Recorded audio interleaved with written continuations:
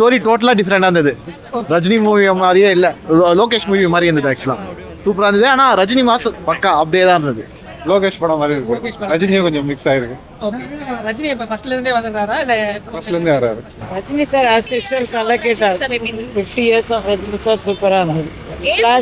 Flashback சீனில் வராத அது ரொம்ப அல்டிமேட்டாக இருந்தது. ஏ சர்டிஃபிகேட் கொடுத்துருந்தாங்க. அதெல்லாம் ஒன்றும் பிரச்சனை இல்லை. ஒன்றும் பிரச்சனை குழந்தைங்களோட பார்க்கலாம். ஜெயிலரே பார்த்துருக்கோம். ஒன்றும் பிரச்சனை இல்லை. நிறைய சதக் தான். அது இல்லை ஆக்ஷன் மூவி இல்லாமல் ரஜினி இருக்கவே முடியாதுல்ல. So I think A certificate கொடுத்துருக்க வேண்டாம். ஏன்னா நாங்கள் ஜெயிலர் பார்த்துட்டோம், இது பார்த்துட்டோம், எல்லாமே பார்த்துட்டோம். எக்ஸலண்டாக இருந்தது. Rajini fans we are happy. எத்தனை மாஸ் சீன் இருந்துச்சு படத்தில்? அதுதான் கொஞ்சம் கம்மியாக இருந்தது. இருந்த மாதிரி ஃபீல் ஆச்சு. பட் நாகார்ஜுனா, அமீர் கான் எல்லாருக்கும் ஈக்குவலாக மாஸ் சீன்ஸ் கொடுத்துருக்காங்க. தலைவருக்கு இன்னும் கொஞ்சம் எக்ஸ்ட்ரா கொடுத்துருக்கலாம். ஜெயிலர் பெட்டராக இருக்கு, இருந்தாலும் இது நல்லா இருக்கு. Climax fantastic. கிளைமேக்ஸ் நல்லா இருக்கு.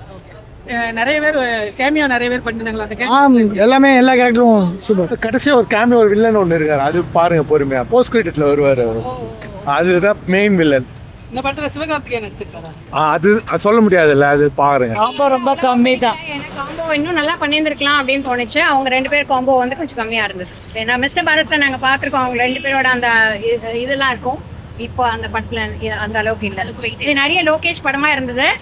அவர் சொன்ன மாதிரி கமல் ஃபேனாவே இருந்துட்டார் போல இருக்கு. கொஞ்சம் ரஜினியை கம்மி பண்ணிட்டாரு. கமல் சுத்தியாசன் பயங்கரமாக நடிச்சிருக்காங்க. பட் போஸ்ட் கிரெடிட் எல்லாருமே வெயிட் பண்ணி பார்க்கணும். படத்தில் பிடிச்ச விஷயம் ஃபர்ஸ்ட் ரஜினி, செகண்டு அனிருத்தோடைய பிஜிஎம் வாய்ப்பே இல்லை. பிடிக்காதுன்னு சொல்றதுக்கு அந்த படத்தில் கொஞ்சம் ஓவர் வைலன்ஸ்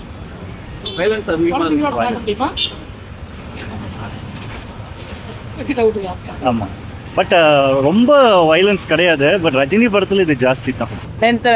ஓகே, கொஞ்சம் சதக்க கட் பண்ணிருக்கலாம். யாரோட ஆக்டிங் வந்து வேற லெவல்ல இருக்கு. நாகார்ஜுனா, ஷோபென், ரஜினிகாந்த் நிறைய வில்லன்ஸ் இருக்கு. படம் லென்த்தா இருக்குதா?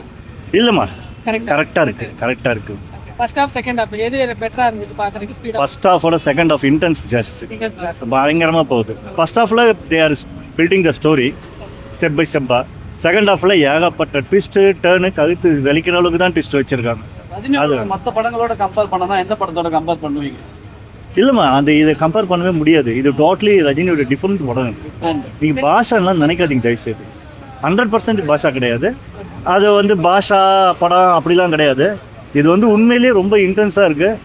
பயங்கர ட்விஸ்ட் டர்ன். யார் எப்போ வில்லன், யார் எப்போ ஹீரோன்னே தெரிய மாட்டேங்குது. போஸ்ட் கிரெடிட்டுக்கு தான். போஸ்ட் கிரெடிட் சீன் தான் பயங்கர கிளாபாக இருந்து சமையல் இருக்கு பாருங்க. வந்து இப்படி குத்துற சீன்லாம் இதில் கிடையாது. பட் ஸ்டில் வைலன்ஸ் வந்து செகண்ட் ஆஃப் ரொம்ப கருத்து சொல்கிறாங்களா? அதெல்லாம் ஒன்றும் கிடையாது. ஃப்ரெண்டு, அது ரஜினியோடைய ஓன் ஸ்ட்ரென்த்து.